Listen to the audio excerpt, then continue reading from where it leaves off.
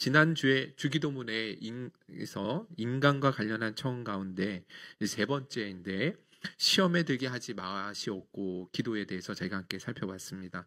왜 예수님께서 이 기도를 우리에게 가르쳐 주셨는가 생각해 보니까 우리도 우리들 가운데 그 누구도 시험에 자유할 수 있는 사람이 없더라고요. 그죠? 예. 그런데 인생을 살아갈 때 시험 없는 사람이 아무도 없잖아요. 모두가 그 시험 가운데 있고 이 유혹을 늘 받으며 살아간다라는 것입니다. 그리스도인의 모든 삶에는 이 시험, 이 유혹은 언제나 보편적이고 본질적인 영역이기 때문에 그래서 주님이 날마다 시험에 빠지지 않고 기도하라고 주님이 그렇게 말씀해 주신 것이죠. 우리나라의 가나안 성도가 교회에 나가지 않고 혼자서 그냥 신앙생활하는 사람들이 200만 명이 되는 시대라고 이야기를 하거든요. 200만 명이 가히 여러분들 상상이 되지 않잖아요. 그죠? 근데 왜 가나안 성도가 생겼는지 아십니까? 다름 아니라 유혹에 빠졌기 때문에 시험에 들었기 때문에 그래서 교회라는 보편적인 공동체 안에 나오지 않고 그냥 자기는 스스로 신앙을 가지고 생활하겠다라고 이야기하는 것입니다. 그런데 이 시험에 빠지는 것, 유혹에 빠지는 것이 그들의 삶이 너무나 형편없고 믿음이 없기 때문에 빠지는 게 아니더라고요. 그렇지 않습니까? 성경에도 보시면 엘리야 선지자 있잖아요. 그죠? 그의 기도를 통해서 3년 6개월 동안 비가 오지 않았고 그가 기도하니까 또 하늘을 열어서 비가 내려지는 놀라운 능력을 가진 하나님의 종이었는데 이 엘리야 선지자도 뭐 했습니까? 시험에 들었다라는 거예요. 그런데 또 다윗도 뭐하죠? 시험에 빠진 적이 있죠. 그죠? 그리고 베드로의 예수님의 수제자였던 베드로 역시도 그 유혹에 그 시험에 넘어진 적이 있다라는 것입니다. 그런데 이 사람들 제가 방금 말한 이 세 사람들 봐도 누가 봐도 하나님을 가장 가까이서 동행했던 사람들이거든요.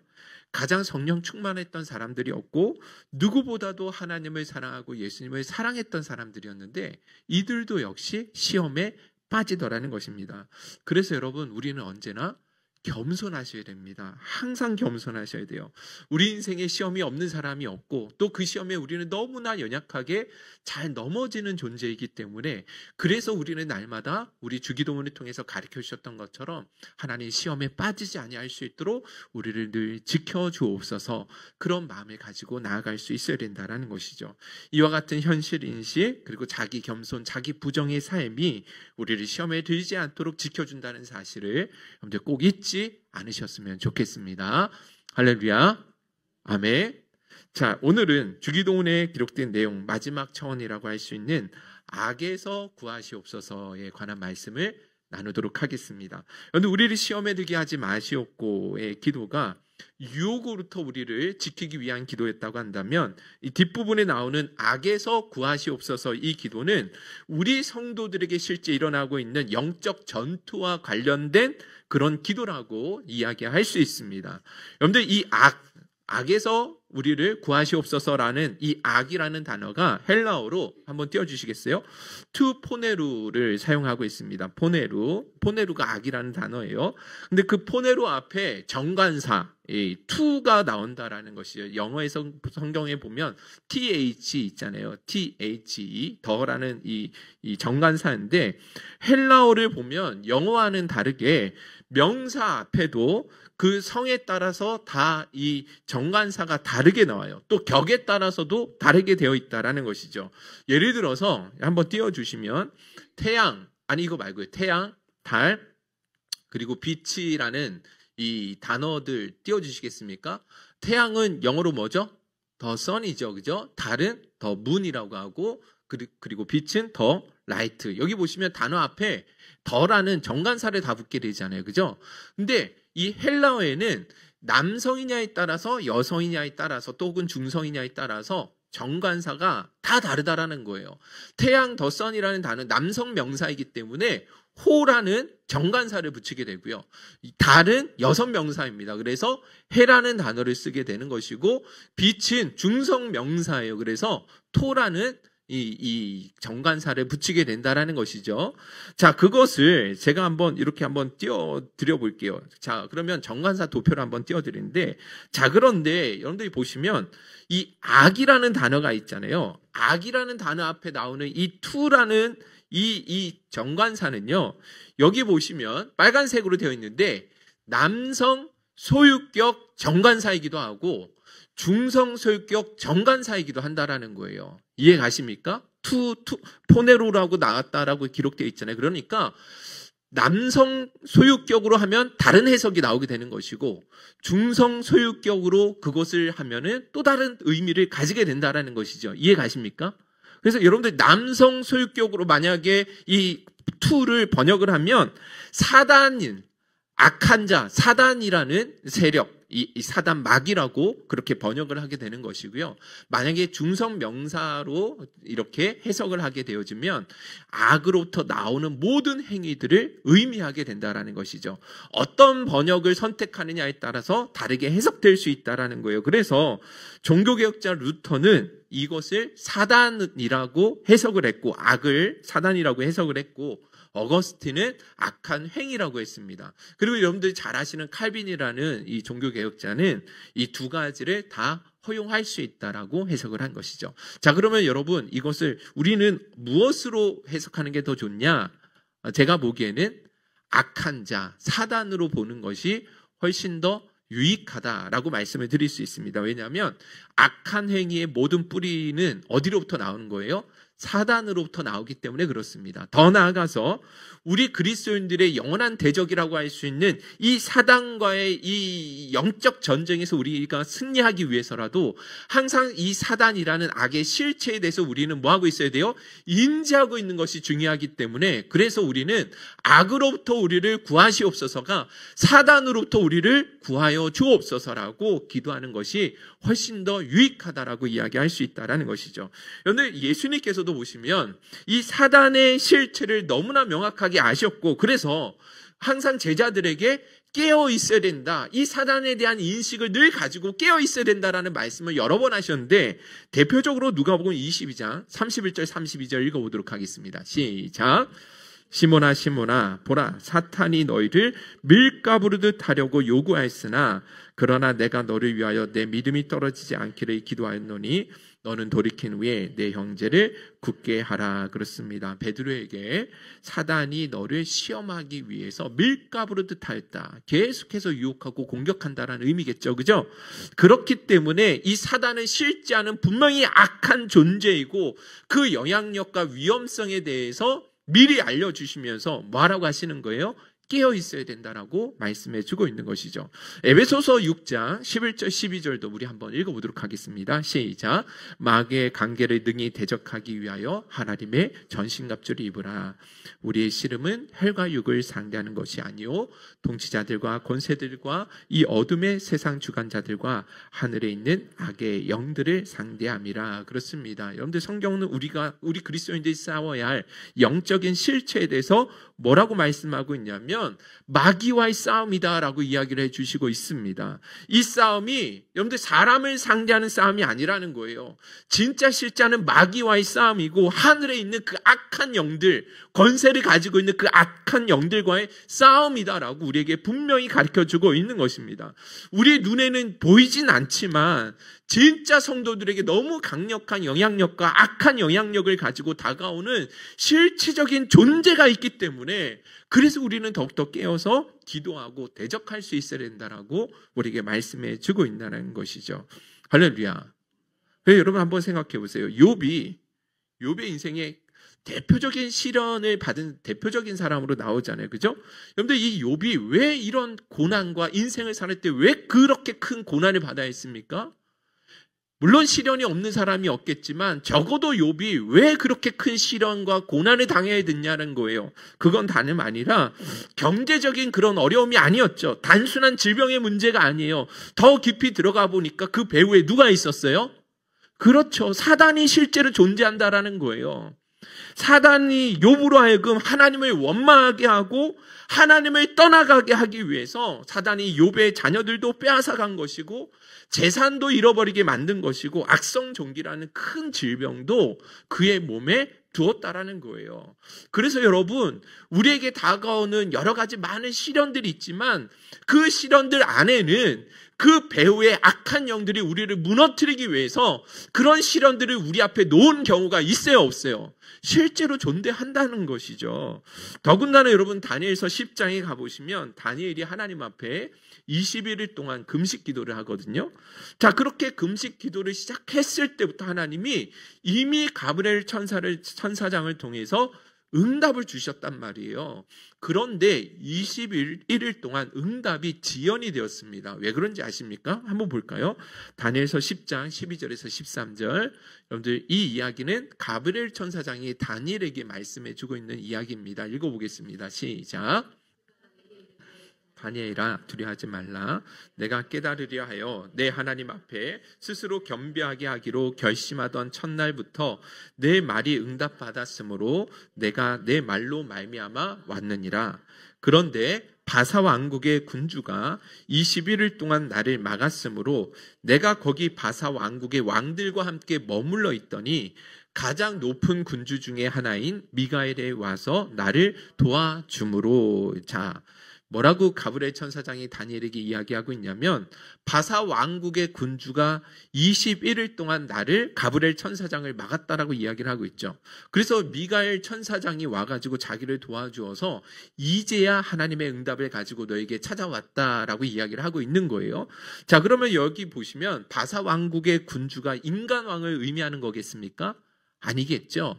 여러분들 인간 왕이 여러분들 천사장을 막을 수 있겠어요, 없겠어요? 아니겠죠, 그죠? 그러면 여기 바사 왕국의 군주라는 건 누구냐면 적어도 그 바사 왕국에 다스리고 있는 어떤 악한 세력 실체였다라는 것을 말씀해 주고 있다라는 것이죠. 그러니까 여러분들 한번 보세요. 이 사단과 이 악한 세력은 하나님의 뜻을 이루는 과정에서도 얼마든지 하나님의 백성들을 뭐 할 수 있어요?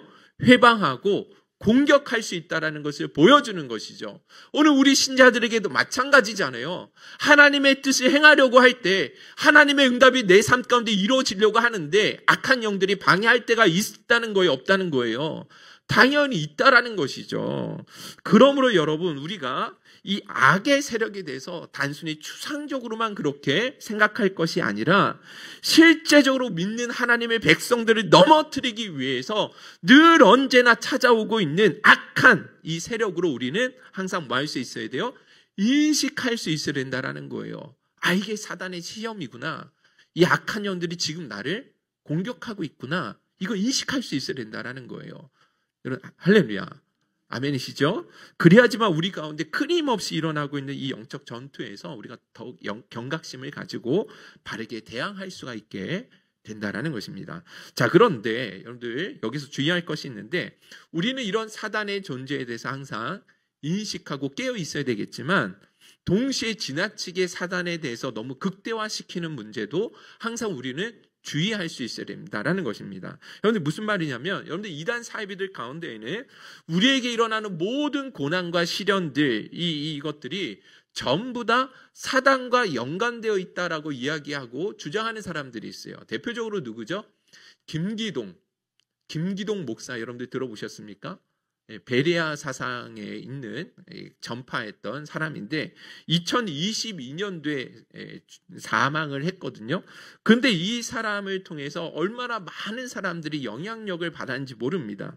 자, 근데 이 사람은 뭐라고 주장하냐면 예수를 믿는 사람이라고 한다면 누구든지 예수님이 하셨던 것처럼 병든 사람들을 고치는 사역과 귀신을 내쫓는 사역을 반드시 해야 된다라고 이야기를 하고 주장을 합니다. 왜 그런지 아십니까? 그것은 인간에게 일어나고 있는 모든 시련이나 질병이나 고통이나 경제적인 실패까지도 전부 다 그 배후에 누가 일한 것이냐? 사단이 역사한 것이다라고 주장을 한다라는 거예요. 그렇기 때문에 반드시 예수 믿는 사람들은 모든 사역 가운데 귀신을 내쫓는 축사 사역을 해야 된다라고 주장을 하는 것이죠. 그래서 여러분들 이 사람의 영향을 받아서 이와 같은 사역을 행하는 사람들이 너무 주변에 많이 있습니다. 여러분들 다락방이라는 이단이 있는데 요즘에 이 다락방의 문제가 터지는 바람에 많은 사람들이 거기서 나오고 있어요. 다행이기도 한데 다락방 이단도 이 귀신론에 있어서는 동일한 것을 가르치고 있습니다. 왜냐하면 베레아 거기에 들어가지고 이 사람들이 배웠기 때문에 그래요. 그런데 이초성 목사라는 사람도 있고 최근에는 유튜브에 박혁 전도사라는 사람이 많이 실제로 보면 이 귀신 축사하는 사역을 여러분들 많이 보신 적이 있을 거라고 생각을 하는데 정말 잘 분별하셔야 돼요. 너무나 많은 위험성이 있는데 제가 그거를 다 오늘 말씀드릴 수 없고 혹여라도 궁금하시면 아마 박혁 전도자에 대해서는 많이들 궁금하실 것 같은데 혹시 궁금하시면 개인적으로 저한테 물어보시면 제가 답변을 잘 해드리도록 하겠습니다. 자, 그럼 이런 귀신론이 왜 문제가 되냐면 물론 이분법적인 문제도 모든 것이 다 귀신의 역사다라고 이야기를 하니까 이것도 문제가 되지만 하나님 나라의 복음에 대한 신뢰가 무너지게 된다라는 거예요. 여러분들 우리가 구원받는 것이 귀신을 떠나가면 귀신을 내쫓으면 구원을 받는 거예요? 물론 그런 경우도 있겠지만 그게 아니거든요. 우리가 구원받는 건 예수 그리스도의 십자가와 부활을 통해서 우리가 구원을 받는 것이지 귀신을 축출하는 사역을 통해서 구원받는 게 아니라는 거예요. 더군다나 여러분, 우리는 이미 예수 그리스도의 십자가의 죽으심과 부활을 통해 사단의 권세를 이기셨다라는 것을 우리는 믿는 사람들이고 그 승리에 동참하고 있는 사람들이잖아요. 믿으십니까? 그렇잖아요. 그런데 귀신론에 사로잡히게 되어지면 그런 하나님 나라의 구원의 감격과 기쁨 속에 살아가는 것이 아니라 늘 사단과 귀신에 대한 두려움에 눌려 살아갈 수밖에 없게 된다라는 것이죠. 하나님 중심의 삶이 아니라 이 사단 중심의 세계관에 살게 되어지는 너무 이상한 논리에 빠지게 되는 거예요. 더군다나 여러분들 이 귀신론 이거 너무 강조하다 보면 인간의 책임과 결단을 무시하게 되는 일이 생긴 게 된다라는 것이죠. 그런데 인간이 겪는 모든 고통, 질병, 실패, 사단 때문이라고 주장하잖아요. 그죠? 우리가 유혹에 빠져서 죄를 짓는 것도 전부 다 사단의 책임이라는 거예요. 그러니까 우리 인간의 책임과 결단이 약화될 수밖에 없게 된다라는 것이죠. 그런데 우리가 지난주에 배웠던 것처럼 사람이 시험에 빠지는, 유혹에 빠지는 결정적인 근거가 무엇 때문이라고 그랬죠? 궁극적인 원인. 우리 인간의 내면에 있는 욕심 때문이다라고 말씀을 나눴던 기억나시죠? 물론 사단이 유혹하는 경우도 있겠지만 그러나 실제적으로 죄짓게 만드는 것은 사단이 할 수 있는 것이 아니라 우리 내면에 있는 죄된 욕심이 그것에 반응하기 때문에 그래서 우리가 죄를 짓게 되는 것입니다.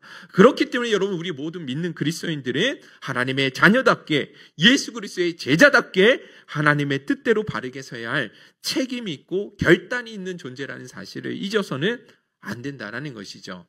할렐루야. 좀 어려웠지만 아무튼 이 두 가지 극단 다 조심해야 된다라는 거예요. 사단의 세력에 대해서 전혀 무지하고 외면해 버리는 것도 문제가 되지만 너무 사단에 대해서 사단 하는 것도 신앙생활에 유익함은 없을 수 있다는 것 기억하셨으면 이 신앙의 균형을 잘 잡아 나가실 수 있기를 바랍니다. 자, 그런데 여기서 진짜 중요하게 우리가 생각해 봐야 되는 것이 있는데 이 사단이라는 악한 영체가 분명히 실제한다면 그 사단이 하나님 믿는 하나님 백성들을 어떤 방식으로 공격하냐라는 거예요. 어떤 방식으로 우리에게 찾아오는지가 중요하다라는 것이죠. 그게 무엇이냐?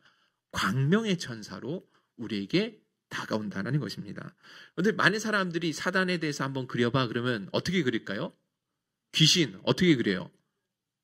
예? 뿔난 귀신도 있고 또 우리나라 귀신 하면요. 흰 소복이 있죠. 머리 이렇게 풀고 그죠? 피가 막 여기서 이렇게 쫙 흘러내리면서 이렇게 우리는 많이들 생각하잖아요. 근데 여러분 착각이십니다. 사단은 절대 그렇게 찾아오지 않아요. MG 귀신이라고 해야 될까요? 네, 요즘 시대의 귀신은 절대 그렇게 찾아오지 않습니다. 자신의 모습을 그대로 드러내는 호락호락한 존재가 아니라는 거예요.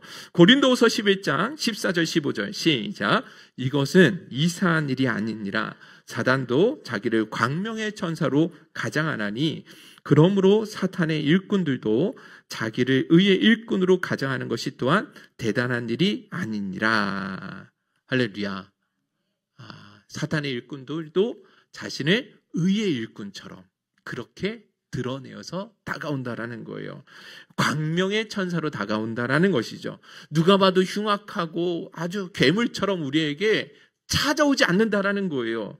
여러분들 이렇게 만약에 잠언서에 보시면 음녀를 조심하라고 나와 있거든요. 음녀를 반드시 조심해야 되는데 만약에 음녀가 이런 식으로 우리에게 다가오면 절대로 유혹이 안 넘어갈 거예요. 한번 띄워주시겠어요?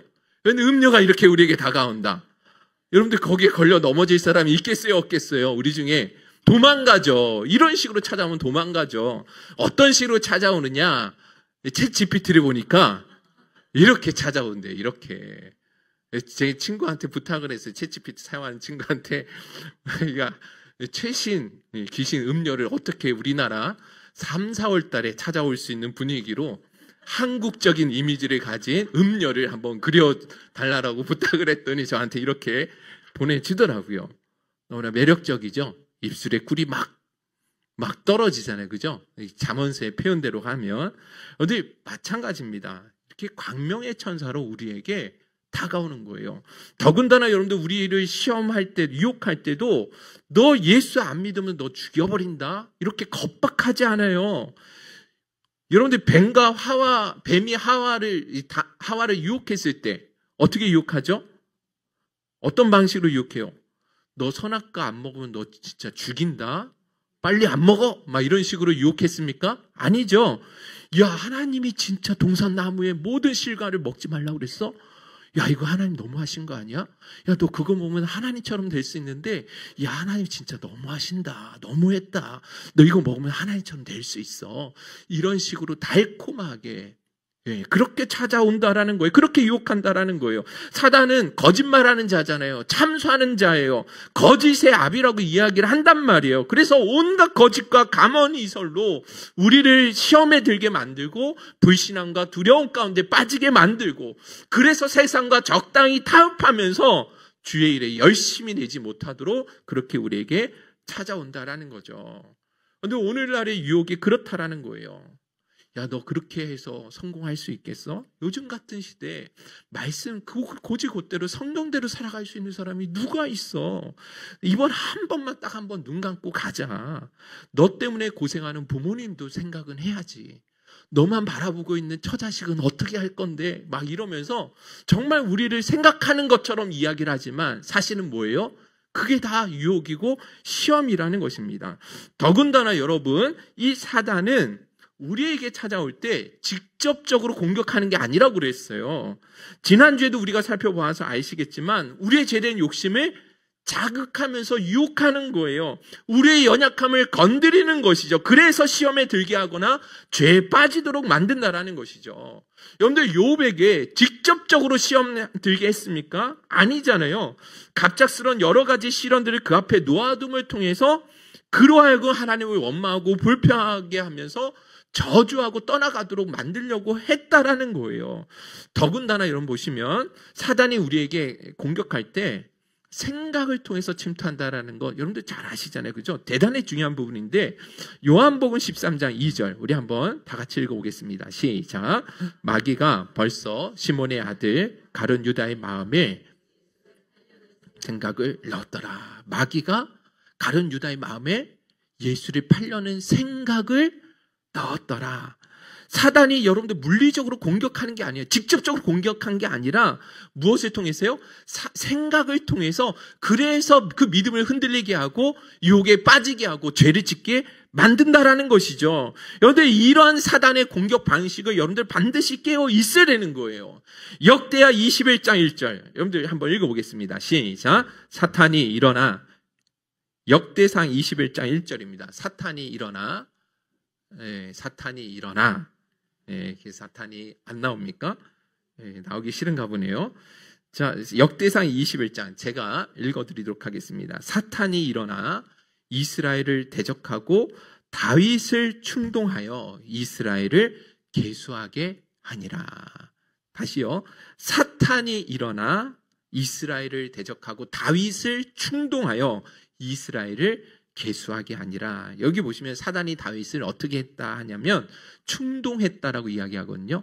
부추겼다라는 거예요. 악한 생각을 뭐 한 거죠? 넣어줌을 통해서 죄를 짓도록 그렇게 충동시켰다라고 기록하고 있거든요. 그런데 그러면 한번 생각해 보세요. 사단이 어떤 식으로 다윗을 충동했을까요? 어떤 생각을 집어넣었겠어요? 우리가 사단의 입장이다. 어떻게 여러분들 충동하시겠어요? 야, 너가 얼마나 대단한 사람인지 알아? 너만 모르고 있어. 너 같은 사람이 세상에 아무도 없어. 야, 한번 군사력을 한번 확인해봐. 야, 이제는 그 누구도 너를 함부로 할 수 없을 거야. 적어도 이번만큼은 네가 얼마나 대단한지를 사람들이 한 번쯤은 보여줘도 되지 않을까? 하나님도 그거를 이해하실 거야 라고 이야기하면서 뭐 하게 하는 거예요?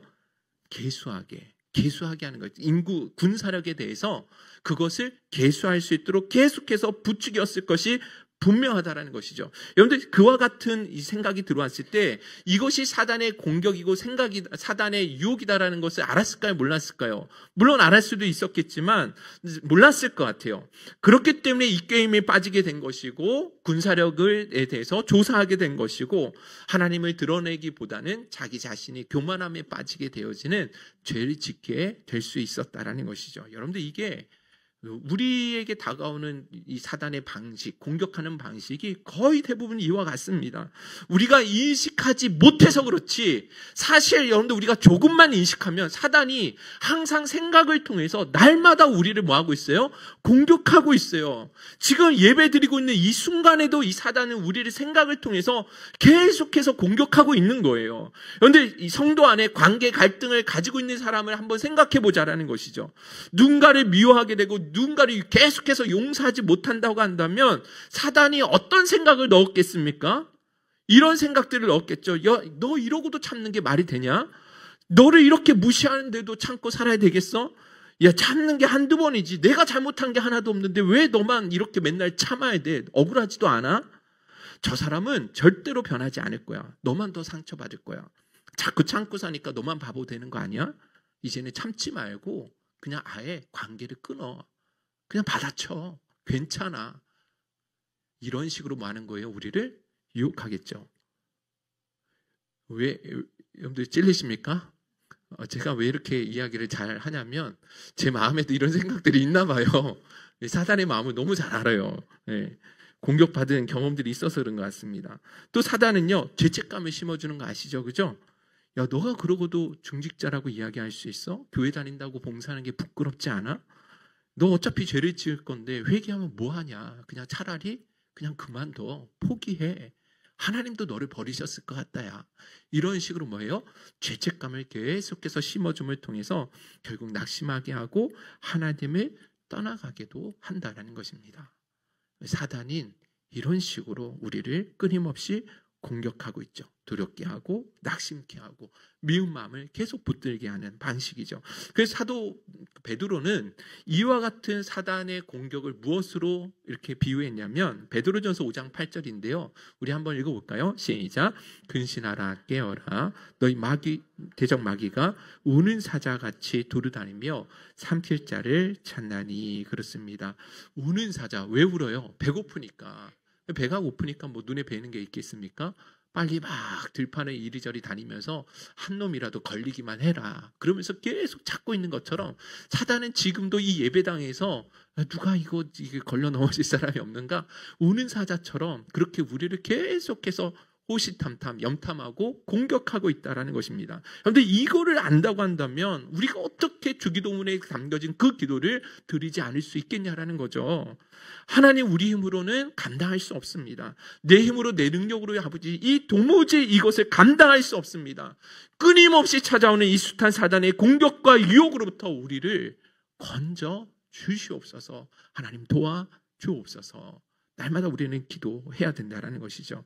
오늘 이런 사단의 계략이 있음을 늘 기억함으로 항상 깨어 기도하는 저와 여러분들이 되실 수 있기를 주님의 이름으로 축원드립니다. 자, 이제 마지막으로 한 가지만 더 말씀드리면 여러분들 우리가 이런 기도를 드려야 되지만 악에서 구하게 해달라는 기도는 결코 소극적 차원에서 머물러서는 안 된다는 것이죠. 무슨 말이냐? 여러분들 주기도문의 모든 기도가 그러했던 것처럼 계속해서 반복하는 건 뭐예요? 이 기도는 우리 인간 편에서 주기도문은 하나님 앞에 드리는 간구와 청원이기도 하지만 인간 편에서의 서약과 결단이 반드시 필요하다라고 말씀을 드렸죠. 기억나시죠? 그래서 여러분들 이 영적 싸움에 있어서는 더더욱 우리 인간 편에서 적극적인 결단과 노력이 필요하다라는 거예요. 야고보서 4장 7절 우리 한번 읽어보도록 하겠습니다. 시작. 그런즉 너희는 하나님께 복종할지어다. 마귀를 대적하라. 그리하면 너희를 피하리라. 여기 보시면 마귀를 대적하라고 말씀하시죠. 적극적으로 맞서 싸우고 항거하라는 거예요. 그런데 이와 같은 영적 전쟁을 하기에 앞서 전제 조건이 있어요. 그게 뭐죠? 하나님 앞에 뭐 하라고 말씀하고 있어요? 복종하라고 이야기하고 있죠. 여러분들, 우리가 마귀하고 대적하고 싸워야 되는데 왜 하나님만 먼저 앞서 하나님께 복종하라고 말씀하고 있는가? 그건 우리가 싸워야 할 이 영적 싸움은 내가 싸우는 싸움이 아니기 때문에 그래요. 내 힘으로는 이 싸움에서 실패할 수밖에 없기 때문에 그렇다라는 거예요. 그런데 예수님께서 영적 싸움에서 있을 때 우리 힘으로 싸우라고 말씀하신 적 있으세요? 너희들의 힘으로 능력으로 싸우라고 말씀하신 적 있나요? 아니죠. 예수님 한 번도 그렇게 말씀하신 적이 없습니다. 사단이 얼마나 강력한데요. 사단이 얼마나 큰 힘이 있는데요. 우리 힘으로 도무지 안 돼요. 그래서 예수님께서 제자들을 보내실 때 누구의 이름으로 명령하라고 하셨어요? 예수 그리스도의 이름으로 명하라고 하셨다라는 거예요. 예수 이름의 능력을 힘입어서 너희들의 힘이 아니라 예수 권세, 예수 이름의 능력을 힘입어서 그 귀신을 쫓아내라고 말씀하신 것이지 우리 힘으로 그렇게 싸우라고 말씀하신 적이 한 번도 없다라는 것입니다. 자, 그러면 여러분들 이 영적 싸움에 승리하기 위해서 하나님의 도우심, 예수 권세, 예수 능력이 반드시 필요한데 그 도우심, 그 권능, 그 능력을 어떻게 우리가 얻을 수 있냐라는 거예요. 그것은요, 하나님 앞에 절대적으로 복종하고 순종하고 따르는 자들에게 이 권능이 임하게 된다라는 거예요. 할렐루야. 여기 하나님의 말씀에 복종하지도 않고 순종하지 않는 자들에게 하나님이 함께 하실 수 있을까요? 없을까요? 성령 충만할 수 있을까요? 없을까요? 못하죠.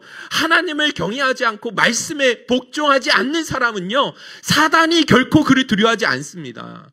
사단이 누구를 두려워하느냐? 누구를 두려워해요? 하나님을 정말로 경외하는 자, 하나님의 말씀 앞에 벌벌 떠는 자, 그 말씀의 운명을 거는 자, 절대적으로 순종하는 자에게 마귀는 뭐예요? 떠나간다라는 거예요. 할렐루야. 아멘이십니까? 그렇다고 한다면 여러분들 우리가 어떻게 기도해야 되는가? 다만 하게서 건지시옵소서라고 그렇게 기도하는 것에 머물러서는 안 되는 것이죠. 그 하나님의 능력이 내 삶 가운데 임할 수 있도록 늘 말씀 앞에 순종하며 하나님 앞에 절대적으로 복종하며 살아갈 수 있는 그 삶을 내가 살아갈 수 있도록 도와주옵소서. 그럴 때 마귀는 떠나가게 된다라는 거예요. 할렐루야. 이와 같은 원리가 에베소서 6장 11절부터 이 하나님의 그 전신갑주를 취하라는 말씀 속에 너무 잘 나와 있거든요. 우리 한번 읽어볼까요? 에베소서 6장 11절 13절 쭉 읽어보겠습니다. 시작. 마귀의 관계를 능히 대적하기 위하여 하나님의 전신갑주를 입으라. 우리의 씨름은 혈과 육을 상대하는 것이 아니요 통치자들과 권세들과 이 어둠의 세상 주관자들과 하늘에 있는 악의 영들을 상대함이니라. 그러므로 하나님의 전신갑주를 취하라. 이는 악한 날에 너희가 능히 대적하고 모든 일을 행한 후에 서기 위함이라. 그렇습니다. 여러분들 이 말씀 11절부터 13절 말씀이 우리 그리스도인들은 모든 믿는 자는 이 악한 세력, 사단의 세력과 더불어서 맞서 싸워야 된다. 영적 전쟁이 있다라고 말씀해 주시죠. 자, 그러면 그 사단과 싸우러 나갈 때 우리가 취할 하나님의 전신갑주, 우리가 가져야 할 그 무기들은 뭐가 있는가? 14절에서 17절 계속 읽어보겠습니다. 시작.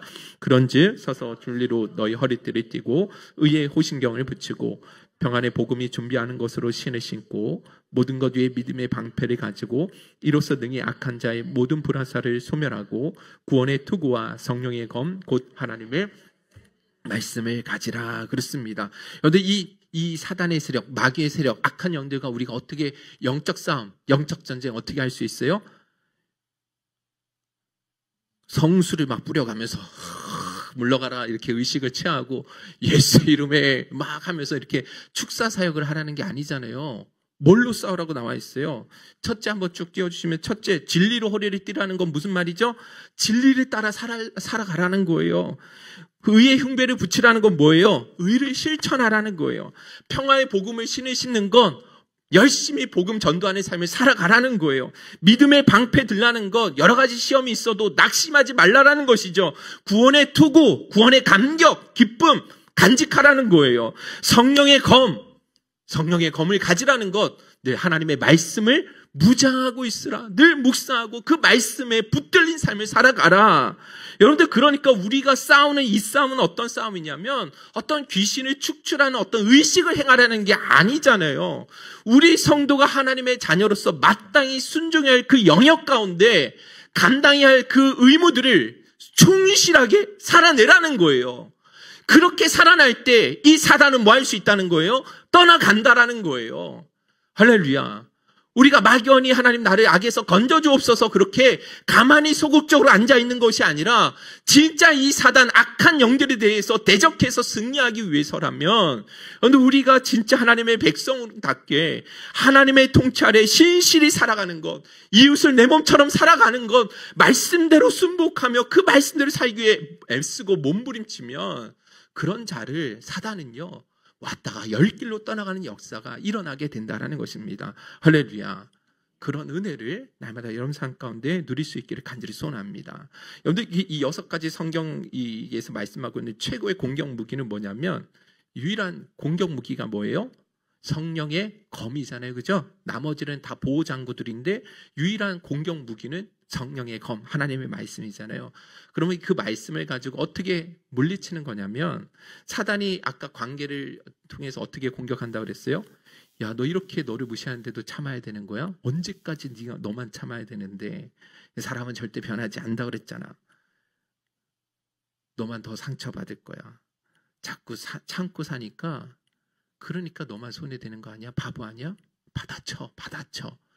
그러면 근데 이런 악한 생각들이 있을 때 우리는 어떻게 물리칠 수 있겠어요? 하나님이 악에게 지지 말고 선으로 악을 이기라고 하셨어. 오른뺨을 때리면 왼뺨을 돌려대라고 말씀하셨지. 원수를 위해서 사랑하고 원수를 위해서 기도하라고 하셨지. 하나님이 용서하라고 하셨던 것처럼 우리를 용서하셨던 것처럼 우리도 서로 용서하라고 하셨지.